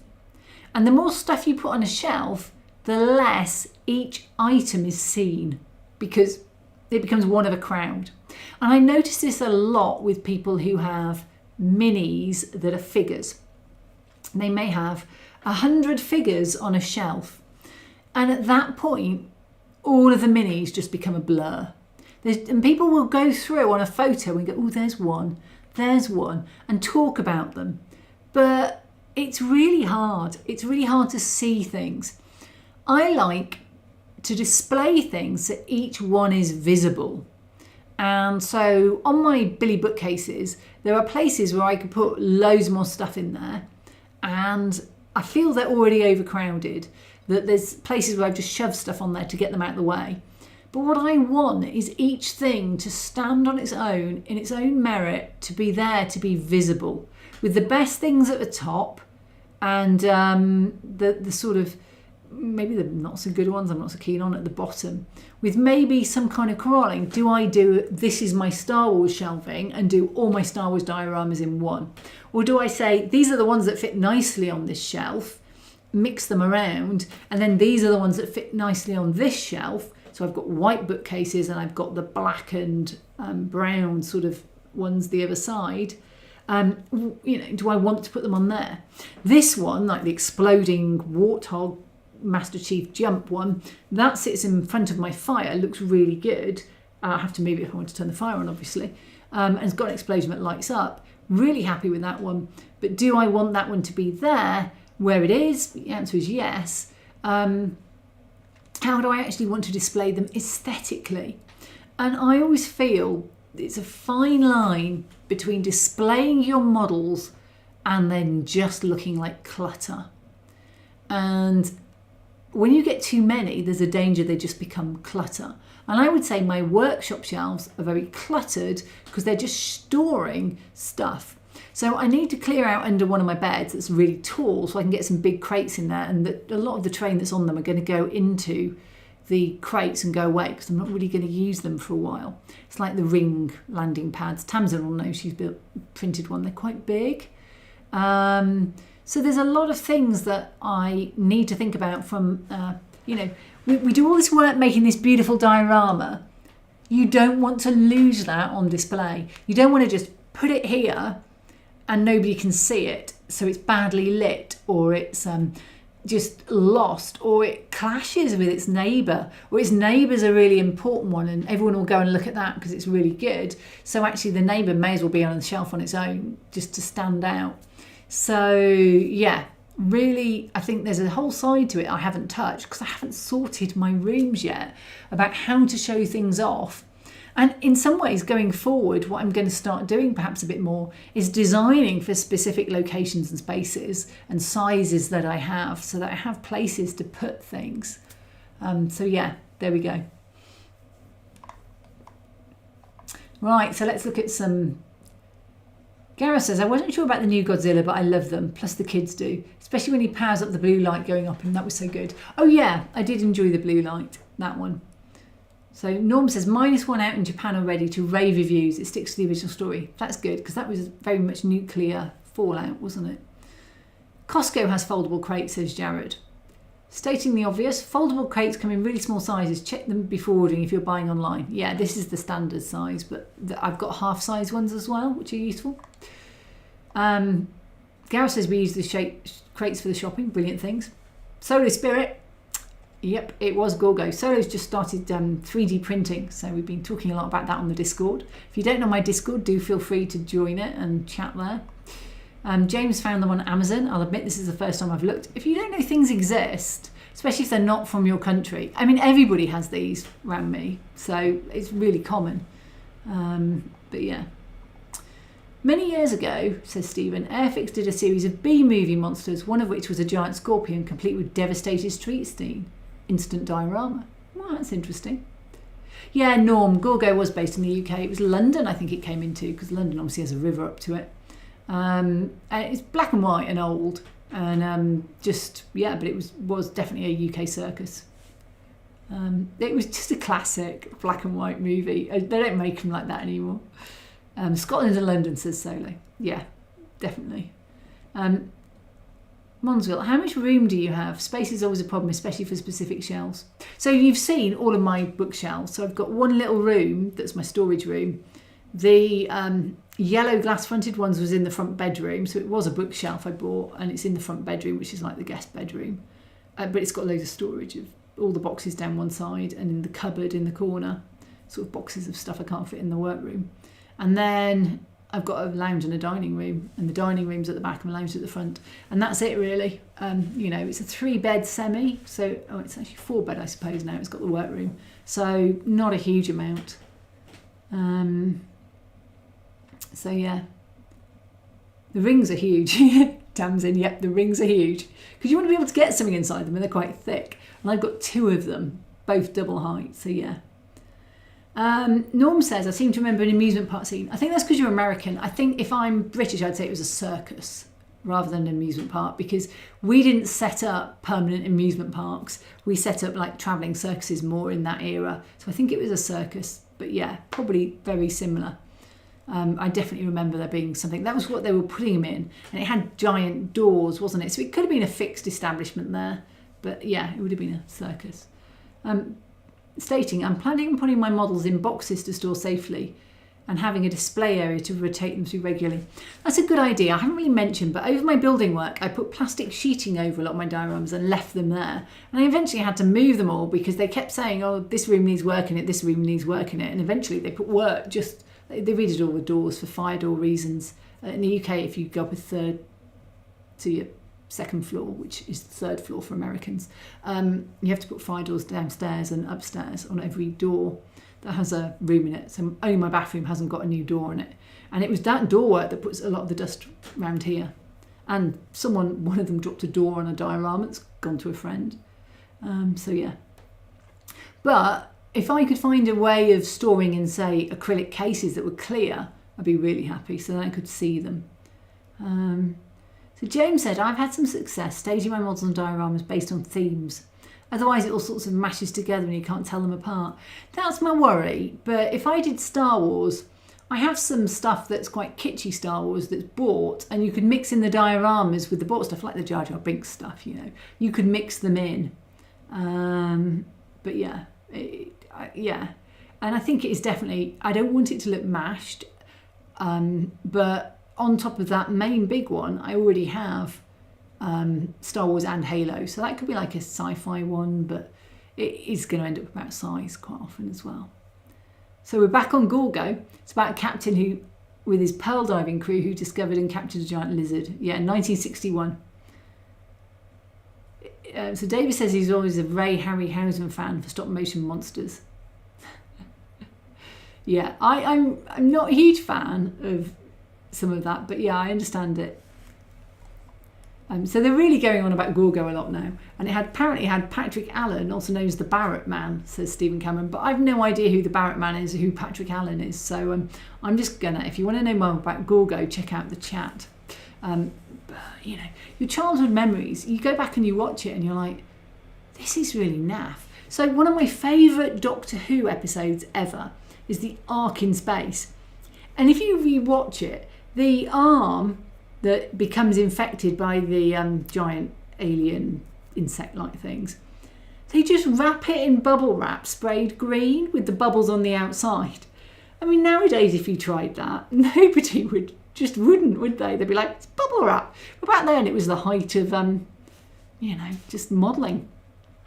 Bye Monique, have a great day. Thank you for joining. Take care.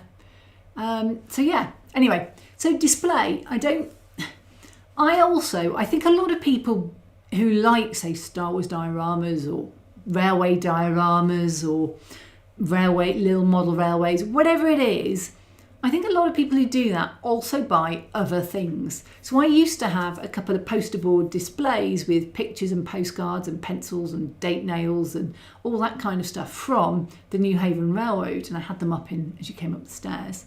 And I think, really importantly, they were a way of just showing off some of the pictures of the area and setting a bit of a scene as you came up.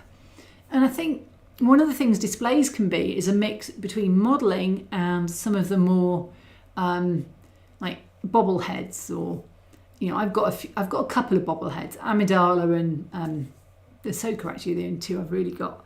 I've got some Voltron ones which are at the top of my one from the new Voltron, because I quite like the new Voltron. So, you know, they're all there, and I could easily mix those in amongst these dioramas to add a bit of visual interest, to give it a little bit more height, depth, colour, variety. So you don't feel that all your dioramas have to be on their own. If you've got a lightsaber, you could put it in with a Star Wars diorama, is what I'm saying. So I have Halo, Doc Roberts asked, I have Halo and Star Wars, so where's Star Trek? Do you know, I've never seen that many great Star Trek models. I'm not a huge fan of their ship design, if I'm honest. That's why I've never done a Star Trek ship. And I've never really seen many figure models of theirs to 3D print. I don't play any Star Trek games where I would have, like Jedi Fallen Order and Survivor were huge inspirations. I just don't see as much for Star Trek. The new TV has generally been quite poor, although Strange New Worlds has been good.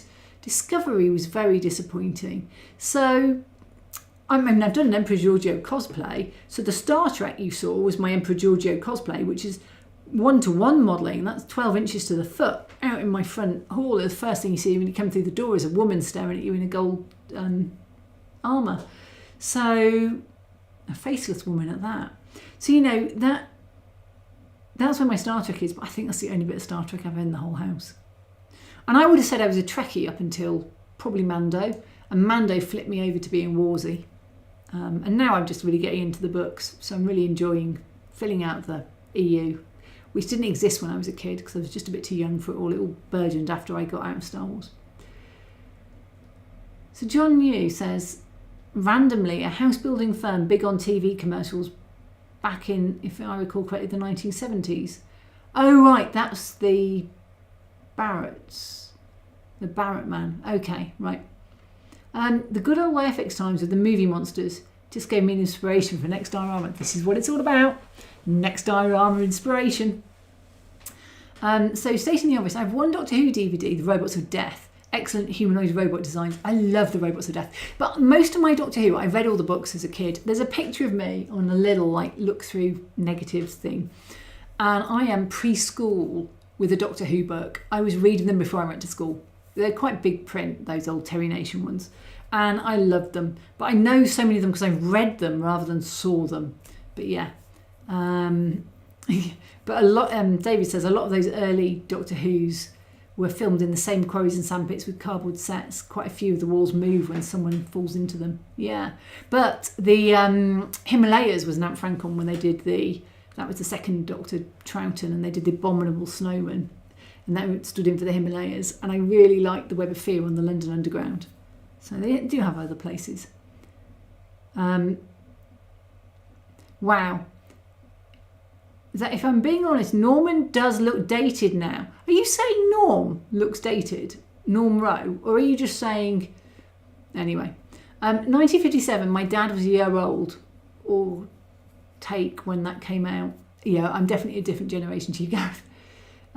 Retro Charm. Barrets. Okay. I am losing it in Trek. But James Hall, yeah, the new Trek is horrible. It's like a caricature of the real Star Trek. Barretts do houses. I lived in a Barrett home. My first house was a Barrett home. They do really nice houses.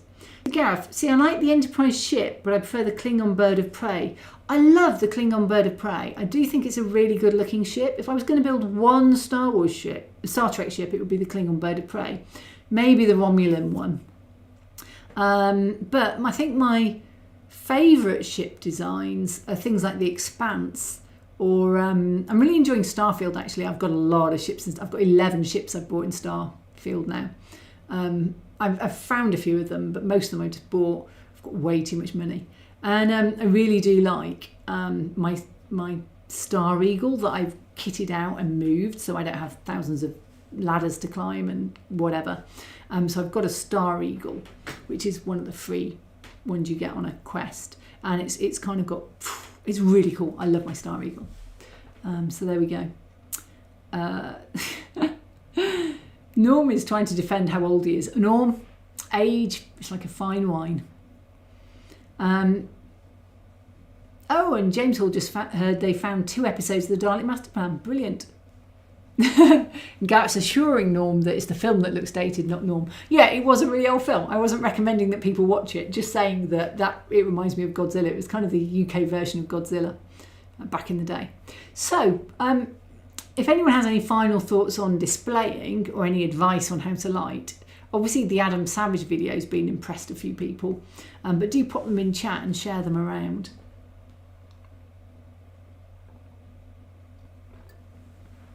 In the meanwhile, I'm working on things like this.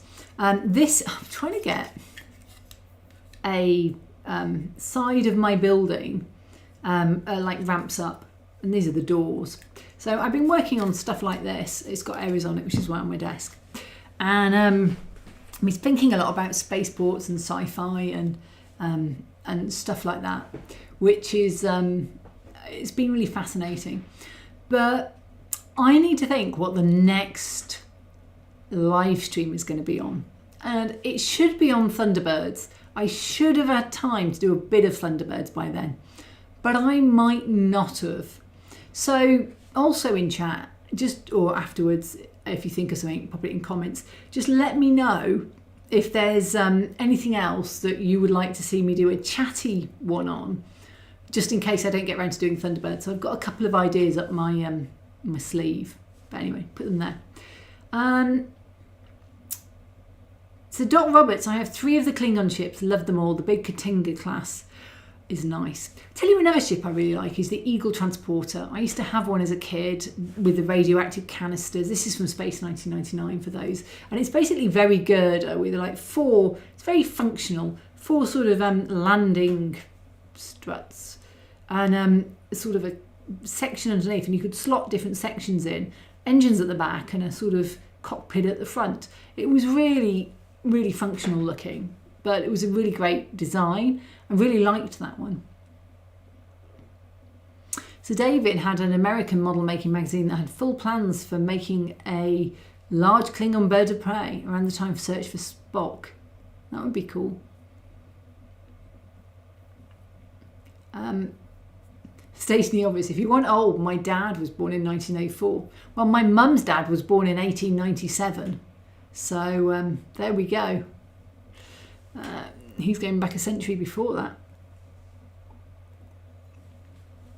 But thankfully, yeah. So, I loved the Orville. JC was asking about the Orville. I thought the Orville was the best Trek that's been out in 10 years. The Orville was brilliant. It was a little bit, okay, we're men, sort of humour at the beginning. But it settled down really well to being a really classically good Star Trek, much better. And I think when they did Strange New World, they were actually going back more to what the Orville was, which was exploring maybe modern themes, but using alien races so nobody can get upset and say it's racist or anti this or anti that, or get too upset about it. And they also then had some really crackingly good episodes, plus a little bit of just arcs going through. I thought it was brilliant. And if you haven't seen the Orville, go watch it. Get through the first few episodes. It does settle down and the humour does reduce somewhat. And you get onto some, by the sort of season 2 and 3, is it 3 they've done in total? Cracking, really cracking. Yeah. JC, so naff but so funny too. Patrick, it's like this with age. I'm not interested in details. The only thing that interesting is whether a model maker was made in this millennium or the last. Well, I was made last millennium. Yeah. Yeah, age is a construct, isn't it? You're only as old as the woman you feel, or something like that. So, quarter of an hour left. I'm going to find a new topic to talk about, so I don't just sit here and read chat and talk about old sci-fi. So, one of the things that I've been sort of trying to work out at the moment is how to balance my time to get modelling in. And of course I've been tidying the house a lot, and I've still got this room to do. There's just stuff strewn around which you can't see on the floors and in boxes mostly around that needs sorting. But I've got a number of shelf queens that I want to bring out and get done. And I think does anybody else have this? I start a project, I'm really excited for it. I do all the research. I spend a lot of time researching it. I love it. It's great. And then I start it, and then for some reason it gets put down, or I move on. Mostly because I have to do some other modelling work, like for YouTube. So these are the personal projects quite often. And then it just sits and it sits. And I still want to finish it. I'm still excited by it, but it's sitting there and it's in a box. And then I rebox it to a fancier box and it's still in a box. And then it gets moved, and sometimes I get it out and maybe I do a little bit of sanding or something if it's a 3D print, get it a bit cleaner. And then it's in a box still. And then eventually you go, am I going to make this? And you're like, I'm still excited to make that. I still want to make it, but you just never get round to it. I feel like I've got 5 or 6 projects like that I want to get out in the next few months and get them finished, in between doing all my Kickstarter modelling. You know, it's one of those things. So I've got 3 or 4 big projects that are sat there that I want to finish. One is getting the inside of the Transport Delta done. I want to do a video on clutter and adding people. 2 is getting the rest of the After the Battle Lat. We saw that earlier. The Clone Wars one done. 3 is I've got a Titanfall mech. I mentioned Titanfall my cosplay. I've got a BT, I think it is, mech rather than an Atlas mech. A BT mech there in pieces. It was almost the first thing I printed on my Piopoly Phenom when I bought it, which was 2019, 2020. Maybe it was in lockdown. Did it get shipped over lockdown? Could have been around lockdown. So in which case I printed it 3 years ago. And I really want to finish it. And there's this amazing concept art of one that's being worked on that's kind of hanging in midair in a workshop. And the light is shunting through it, and there's loads of sort of pipes and wires. And I really want to do that in a box, like a shadow box with the light, because it's not the best 3D print, because I can't get the arms, a lot of the joints are too stiff, the resin's too brittle to get onto a ball joint. It's just never going to work. So I need to find a way of doing it. So I really want to get that one done. I want to get that cosplay for Titanfall done. I've got a box down here of stuff for it. I've got the helmet, I've got the lady with a couple of bits of items. I haven't got around to doing it. I mean, I've got a gold spray painted Iron Man that's supposed to have the rest of the colours done. Haven't done them. So I really, really, really want to get some of those done, but I just never find the time. Right, I'm going to let you chat because I could see people were talking. Seth MacFarlane always wanted to make a Trek show. He was on 2 Enterprise episodes. He was even uncredited. He just went on them because he was such a fan. So Gareth, unfortunately, Kathy, it doesn't work in my favour. My wife is older than me. In case she's watching, she looks younger though. Of course she does. Well done. Well done for saying that. I have a house full of sitting kits. So Doc, these aren't even kits that are just sat there. These are kits or things are actually projects I've started and then they've got shelved. That random model. Only all of the time. And Tim, I have the exact same problem. I have quite a few projects that got started with great enthusiasm that got put aside and I still need to get back to one day. Adam is also guilty. That's good. Kenneth has the Imperial Star Destroyer. Trying to drill holes for fibre optics is time consuming and I keep snapping the drill bits. I can imagine those small ones do snap. What about old horror creature features as project? Nope. I don't need creature features, but they are good projects. Never finish one project when you start another 3. Doing Kickstarters, I do have a deadline and I really need a deadline. So that random model still trying to finish his Part 2 Panther Rosenbauer Fine Tender with special livery. I bet you are. Sounds impressive. James Hall, I do the same, Kathy. I usually prod myself back to unfinished projects by reminding myself of how much mental energy it takes to think about those unfinished projects. I talked about my railway weighing me down. There are some that I obviously let go, but there are some I don't let go and I still hold on to them.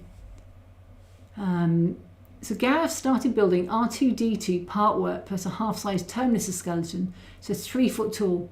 You have the head but stopped. Need to crack on and buy the rest of the kits and finish it.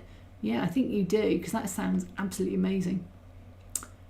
Pat Goldblatt, oh yeah, those Ivar shelves I mentioned earlier, they're full of unfinished stuff. I feel better already.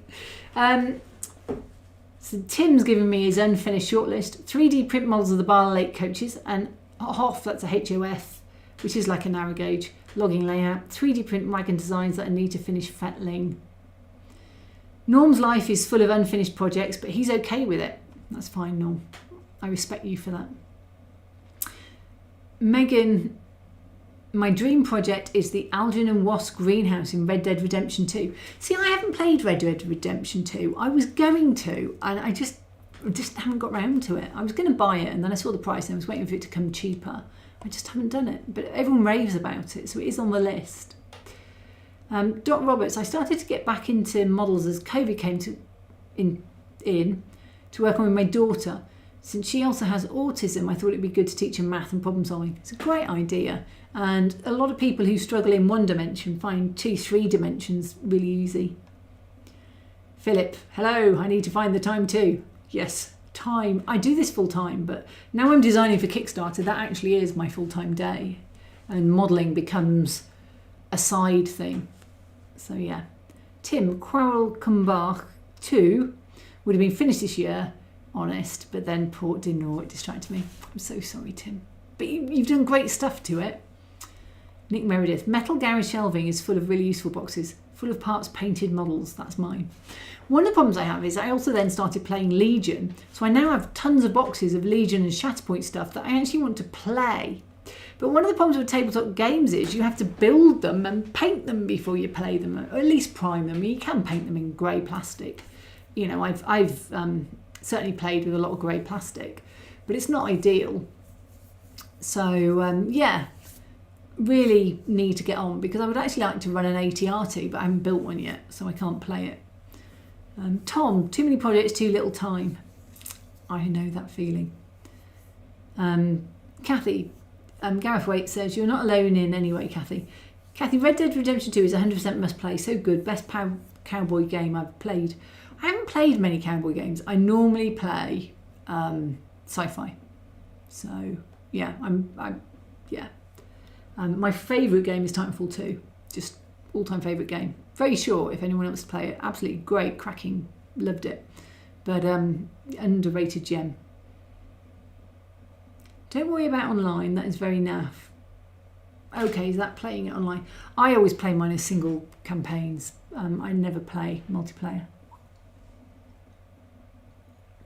I don't need to be beaten by a 10-year-old to feel inferior. I already play on easy. I was chatting to someone at the game shop the other day, and he said, he says, I love playing video games. I'm not very good at it. And then he's like, I play on easy. As if it was a big confession. I'm like, so do I. It's brilliant. If you play on easy, you could just shoot people and move on. You don't have to like die 10 times and retie each time just to get through one level. And generally I'll play a game on normal until I can't get past a boss, and then I drop it to easy. So that's me. Gareth says Titanfall 2 is brilliant. Great. I've actually got the Titanfall art books, and I follow some of them on DeviantArt or ArtStation or whatever. And I really love the art from Titanfall 2. I just love the whole vibe about it. Everything about it is just absolutely really good. Though I am enjoying Starfield. Starfield, I got the early edition, and it came with art book, which you can only watch on the Xbox, and the soundtrack you can only play on the Xbox. And my Xbox is at Mum's house still, not mine. I only cleared the lounge out this week, so it's still at Mum's house. So I play my Xbox at Mum's house and the art book. So when we're eating supper, sometimes I just put the art book slideshow up to go through for Starfield. Absolutely do love it. It's a really great stuff in there, but it's only on the Xbox. Alan Budgeon, my Apollo Saturn V 25th anniversary kit, so long for me to start building it, it became a 50th anniversary project. That's good. I think my worst project isn't actually a model. I started doing a cross-stitch picture of, I wouldn't say pheasant, but it's actually a peacock. Peacock in a pear tree. And I did that at uni, started it in my last year at uni, having done quite a lot of cross-stitch up to that point.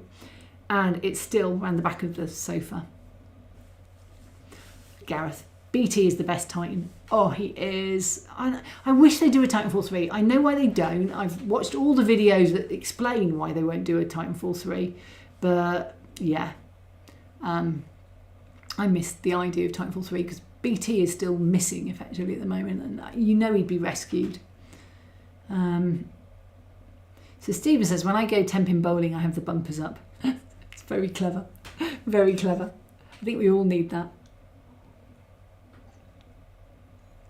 Hi Sparky. I think you're arriving just as we're winding down, if that's an arrival hello. But yeah. Nick, the garage shelves are of course in my second bedroom, not a garage. I need to move them to make room for my Welsh narrow gauge. Yeah, Welsh narrow gauge, great. Just fitting everything in, right? Just where do we put it all? I mean, I just fill every room with stuff. And I did originally used to say the railways wouldn't go in this room, and so I put sci-fi in them instead. And now it's like, I've now got sci-fi in every room as well as railways. Just every room has got something.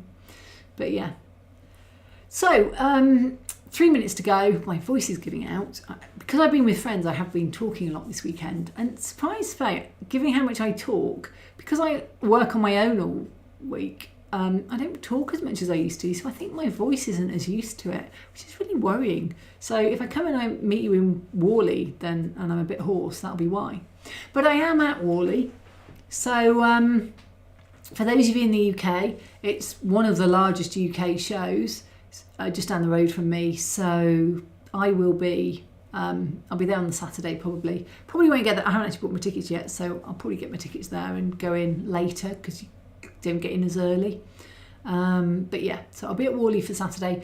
I'm just going to talk to people. I want to go and see Carol from the Loco Ladies, run into a few people, have chats. So if you're around, come and see if you can find me, but yeah.